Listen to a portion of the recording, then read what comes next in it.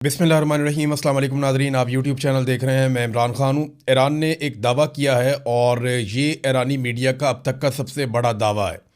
इस दावे के मुताबिक एक वीडियो भी जारी की गई है और इस वीडियो में जो दिखाया गया और जो दावे में बताया गया वो ये है कि एक मिसाइल ईरान ने दागा है और वो जाकर बराह रास्त मोसाद और फ़ौजी इंटेलिजेंस के मराकज़ को लगा है इसराइल में, और इससे इसराइल की तारीख का सबसे बड़ा हमला करार दिया जा रहा है।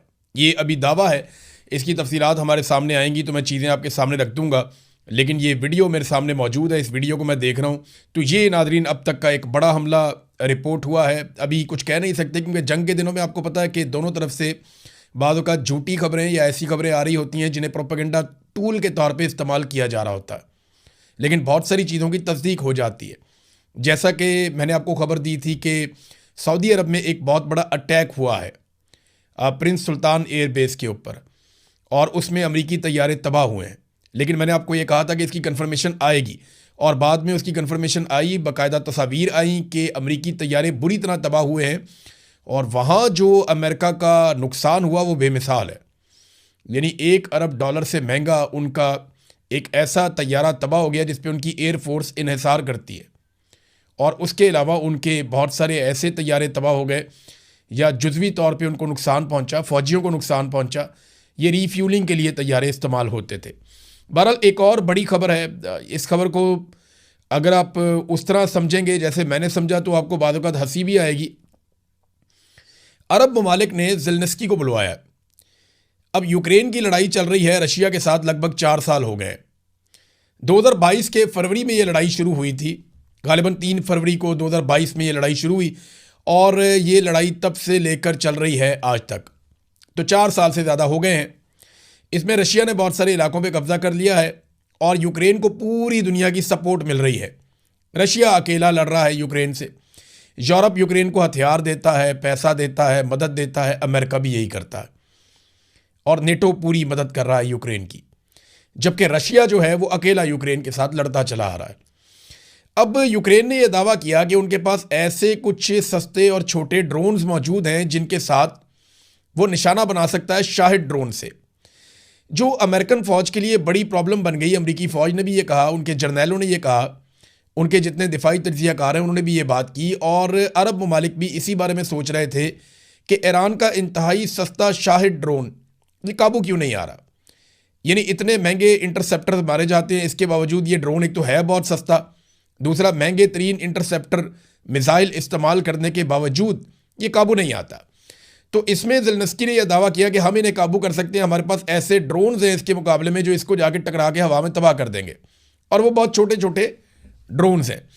तो अब ये जब यूक्रेन का सदर ज़ेलेंस्की पहुंचा अरब ममालिक में तो इसका बड़ा इस्तकबाल हुआ। इसने सबसे पहले सऊदी अरब के साथ मुआहदा किया, फिर ये यूएई चला गया, फिर ये कतर चला गया। इन तमाम ममालिक के साथ ये दिफाई मुआहदे करता चला जा रहा है। इसकी अपनी जंग लगी हुई है और वहाँ पे ये पूरी दुनिया से मदद लेकर लड़ाई लड़ रहा है, और दूसरा ये अरब ममालिक के साथ मुआहदे कर रहा है। गालिबन ज़ेलेंस्की को ऐसा लगता है कि ये मौका है कि कुछ पैसे कमाए जा सकते हैं, ये मौका है कि कुछ रिकवरी की जा सकती है, क्योंकि बहुत बुरी हालत हुई है इनकी जंग के दौरान, और इन्होंने पूरी दुनिया से माल भी लिया, पैसा भी लिया, हथियार भी लिए। और अब हुआ ये कि यूक्रेन वहाँ पे जो इमदाद लेकर गया इब्तदाई तौर पे, जो एक खबर आई है मुख्तलिफ मीडिया के अंदर ये खबर छपी है, और ख़बर ये बता रही है कि ईरान ने एक मिलिट्री वेयर हाउस है यूएई में, उसके ऊपर अटैक किया और उसको तबाह कर दिया। इस मिलिट्री वेयर हाउस में यूक्रेन के ड्रोन्स और दिफाई निज़ाम पड़ा हुआ था जिसे लाकर अरब ममालिक को बचाना था, और यहाँ पे 21 यूक्रेनी फ़ौजी भी मौजूद थे।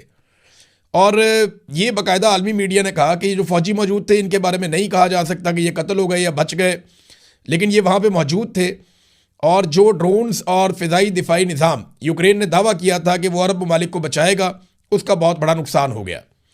तो देखें, अब ख़ातमैन हरमैन शरीफैन के साथ जब पाकिस्तान मुआहदा करता है तो कहा जाता है कि हम जा रहे हैं मक्का और मदीना की हिफाजत करने के लिए, हमारे लिए बड़ा मुकद्दस हो जाता है। लेकिन अमेरिका के साथ भी वो दिफाई मुआहदा करते हैं, तो क्या उनके लिए भी वो उतना ही मुकद्दस है? वो एक दिफाई मुआहदा करते हैं ज़ेलेंस्की के साथ, तो क्या ज़ेलेंस्की को अल्लाह रब्बुल इज़्ज़त ने ये सआदत दे दी है कि वो अब हरमैन शरीफैन की हिफाजत करेगा? देखिए, ऐसा नहीं है। हर मुसलमान जो है वो अपने अकीदे के मुताबिक हरमैन शरीफैन की हिफाजत करता है, चाहे वो ईरानी है, चाहे पाकिस्तानी है, चाहे वो फ़लस्तीनी है, चाहे वो इंडियन है, कहीं पे भी है, जहाँ पे भी मुसलमान है उसका लगाव है, मजहबी लगाव है उसका, और उसके जज्बात हैं उस तरफ। ये ममालिक और वहाँ के जो हुक्मरान हैं, ये उनके मामलात हैं और उनके दिफाई मामलात हैं, और ये प्रोफेशनल ताल्लुकात हैं ममालिक के बीच में। तो इसको मज़हब का टच दे के पाकिस्तानियों को हमेशा बेवकूफ़ बनाया गया। कभी कश्मीरियों का, हमारे मुसलमान बहन भाई ज़्यादती हो रही है, हम कश्मीर आज़ाद करवाने जा रहे हैं, 70 साल हो गए सुन सुन के कश्मीर उधर ही है, और इतना बजट हमने दे दिया, इतना हमने खून पसीना अपना पेट काट काट के इतने हथियार बना लिए, कश्मीर का 1 इंच फतह नहीं हुआ। फिर इसी तरह अगर आप देखें कि फ़लस्तीन के बारे में हमें बार बार कहा गया कि यरूशलेम को फ़तह करेगी पाकिस्तानी फ़ौज, और अब पाकिस्तानी हुकूमत की जानिब से अर्ज़ी डाली गई है मार्को रूबियो के बकौल कि हम गाज़ा में अपनी फ़ौज को भेजना चाहते हैं और उस फोर्स का हिस्सा बनाना चाहते हैं जो वहाँ मौजूद फ़लस्तीनियों को निहत्ता करेगी और इसराइल की हिफाजत की ज़मानत देगी। बहरहाल ये जो ड्रोन्स हैं ज़ेलेंस्की के, इनके बारे में जर्मनी की जो फ़ौजी क़यादत है और जो जर्मनी की सियासी क़यादत है, उन्होंने बड़ा मज़ेदार स्टेटमेंट दिया। उन्होंने कहा जी ये तो ऐसे ड्रोन्स हैं छोटे छोटे बड़े मामूली, जिन्हें हाउस वाइफ्स बना सकती हैं, ये कोई ऐसी टेक्नोलॉजी नहीं है जिसके ऊपर फ़ख्र किया जा सकता है या कोई बड़ी करामत हो। बहरहाल ज़ेलेंस्की ने सौदा बेचना था, उसने अपना सौदा वहाँ पे भी बेचा है, जाके अरब ममालिक को। बहुत सारे लोग और बेच गए, तो ये क्यों ना बेच जाए, तो इन्होंने भी आके अपना सौदा बेच दिया। नादरीन, पाकिस्तान के अंदर 3 वुज़रा पहुँचे हैं, और ये जो 3 वुज़रा पाकिस्तान के अंदर आए हैं, इनमें एक तुर्की के हैं, एक सऊदी अरब के हैं और एक मिस्र के हैं। पाकिस्तान के अंदर कई लोगों ने ज़मीन आसमान के कलाबे मिला दिए हैं कि इन वुज़रा के आने से दुनिया में तब्दीली आ गई है, पाकिस्तान को लीडिंग रोल मिल गया है, अब पाकिस्तान ये करेगा, पाकिस्तान वो करेगा, बहुत सारी चीज़ें जो हैं वो पाकिस्तान में दावे किए जा रहे हैं। तो बड़ी अच्छी बात है, पाकिस्तान को किरदार अदा करना चाहिए, पाकिस्तान किरदार अदा कर भी सकता है, ऐसा नहीं है कि पाकिस्तान ये नहीं कर सकता, ये एक हकीकत है। और पाकिस्तान की पूरी कोशिश है कि लड़ाई से बच जाए, क्योंकि अगर पाकिस्तान को इस लड़ाई में उतरना पड़ा तो पाकिस्तान की आवाम पाकिस्तान की मिलिट्री एस्टेब्लिशमेंट के खिलाफ हो जाएगी, वो पहले ही खिलाफ है, तो रद्द-ए-अमल बड़ा शदीद आएगा। अभी मैं चल के आपको आगे बताता हूं। लेकिन देखिए ना, जो लोग आज गेम उठा के रखी हुई है जिन्होंने, कि पाकिस्तान को लीडिंग रोल मिल गया, पाकिस्तान फ्रंट से लीड कर रहा है, पाकिस्तान दुनिया का लीडर बन गया। यार, जब पूरी दुनिया के वज़राए खारजा मुस्लिम उम्मा के पाकिस्तान में आए थे, ये तस्वीर देखें ना आप, ये तस्वीर है, ये देखें, 48 ममालिक के जो वज़राए खारजा हैं वो पाकिस्तान में आए थे, और ये 1 साल में 2 मरतबा हुआ था, और चीन का वज़ीर खारजा भी पाकिस्तान में मौजूद था। इस वक्त तो वो लोग कह रहे थे कि ये कुछ भी नहीं हो रहा, इससे क्या फ़र्क पड़ता है। फ़र्क पड़ता है भाई, फ़र्क उस वक्त भी पड़ता था, फ़र्क आज भी पड़ता है। आज हम ये नहीं कहेंगे कि 3 लोग आए तो ये क्या फजूल एक्सरसाइज है, नहीं भाई, वो आए, कोशिश कर रहे हैं ना लड़ाई रोकने की।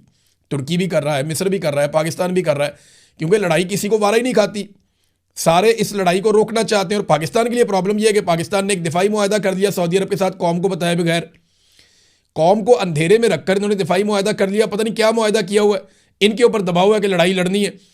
डोनाल्ड ट्रंप अरब ममालिक पे जब जब दबाव डालते हैं कि इस लड़ाई में मेरा साथ दो, तो अरब ममालिक ये चाहते हैं, यानी जो हुकूमत है यूएई की, वो ये चाहती है कि ईरान के साथ लड़ाई हो जाए तो हो जाए, और दीगर ममालिक भी ये चाहते हैं। मिसाल के तौर पे कतर जो है वो गुरेज करता है, लेकिन कतर के बिल्कुल साथ बहरीन जो है उसका और तरह का अंदाज़ है, उर्दन का और तरह का अंदाज़ है। लेकिन ये सारे ममालिक ट्रंप को ये बता चुके हैं कि सऊदी अरब के बगैर हम इस लड़ाई में उतरने वाले नहीं हैं, तो आप सऊदी अरब को मनाएं। तो ट्रंप ने सऊदी अरब के बादशाह के बारे में, या मोहम्मद बिन सलमान जो प्रिंस हैं, उनके बारे में जिस किस्म के अल्फाज इस्तेमाल किए, वो फ्रस्ट्रेशन यहीं से निकली है कि तमाम अरब ममालिक कह रहे हैं कि हम सऊदी अरब के बगैर लड़ाई में नहीं जा सकते। और अरब ममालिक एक बात समझते हैं, देखें, वो सारे ये चाहते हैं कि ईरान कमज़ोर हो, ये हकीकत है। मैं आपसे झूठ बोलूँगा नहीं, मैं बिला वजह आपको इस्लामी भाईचारा नहीं बेचूंगा, मैं आपको साफ बता रहा हूँ कि अरब ममालिक ये चाहते हैं कि ईरान कमज़ोर हो जाए, ईरान ताकतवर ना रहे, उसकी कैपेसिटी लड़ने की या किसी को सपोर्ट करने की ख़त्म हो जाए। ये अरब ममालिक बिल्कुल ये चाहते हैं, लेकिन वो अपनी इस चाहत के लिए खुद लड़ना नहीं चाहते। वो ये चाहते हैं कि ये काम कोई और कर दे उन्हें। हाँ, वो पैसे देने के लिए तैयार है, वो अड्डे देने के लिए तैयार है। उन्होंने बेशुमार डॉलर दिए, अरबों डॉलर दिए, उन्होंने अपने अड्डे दिए,